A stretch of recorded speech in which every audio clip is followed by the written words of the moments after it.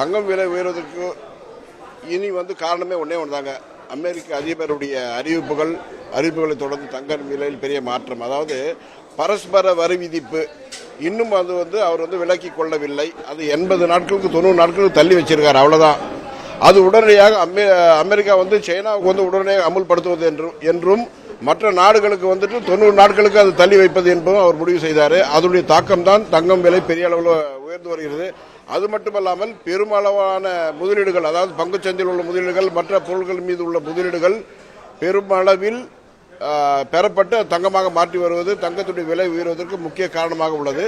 இன்னும் சொல்ல போனால் இந்த 74,320 கூட இன்னும் அதனுடைய உச்சத்தை அடையவில்லை என்றுதான் கூற வேண்டும். காரணம் என்ன? மிக விரைவாக தங்கம் விலை ஒரு சவரன் 80,000 ரூபாயையும் கடந்து மிக விரைவாக 1 லட்சம் ரூபாய் ஒரு சவரங்கிறது வெகு தூரத்தில் இல்லை.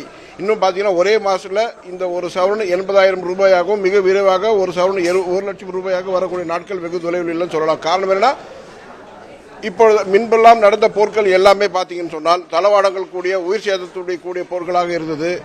இந்த முறை நடக்கக்கூடிய 3வது உலக போர் இது மிகவும் வருத்தத்தக்க ஒரு விஷயம். என்னன்னா, இது வர்த்தக போராக மாறிவிட்டது. அதனால் ஏறக்குறைய 100க்கும் மேற்பட்ட நாடுகள் இதன் மூலமாக பெரிய அளவில் பாதிப்பு இருக்கு. அதனால் தான் தொடர்ந்து முதலீடுகள் பெருமளவில் தங்கத்தின் மீது வந்து கொண்டிருக்கின்றன. அதாவது நீங்க ஒரு நாளும் முதலீடு செய்வதற்கு ஒரு ஏற்ற நாட்கள் அப்படின்னு சொல்லலாம். காரணம் என்னன்னா, நீங்க நேரத்திலேருந்து இன்னைக்கு பார்த்தீங்கன்னா 2,200 ரூபாய் இருக்கு. நாளைக்கு என்ன ஆகும்னு தெரியல. ஆனால் நிச்சயமாக நாளைக்கும் விலை உயர்வே நிச்சயமாக இருக்கும். அப்படின்னு பார்த்தீங்கன்னா தொடர்ந்து தங்கத்துடைய விலை ஏற்றம் மட்டுமே இருக்கும். அதன் காரணமாக முதலீடுகள் நிச்சயமாக செய்யக்கூடிய ஒரு விஷயமாக இன்றைய தங்க விலை கூட இருக்குன்னு சொல்லலாம். ஏன்னா மிக விரைவாக ஒரு சவரன் 80,000 ரூபாய் அப்படிங்கிற அளவில் வந்துடும். நிச்சயமாக இது மாதிரி ஒரு விலை ஏறும்போது நுகர்வோர்கள் ஓரளவுக்கு பொறுமை காப்பார்கள். பிறகுதான் மறுபடியும் வாங்குவாங்க. அப்படின்னு பார்த்தீங்கன்னா ஒரு சின்ன ஒரு நிதானம் இருக்கும். அந்த நிதானத்தை பொறுத்து மீண்டும் தங்கத்தினுடைய விலை, அதாவது தங்கத்துடைய விற்பனை அதிகரிக்கும்.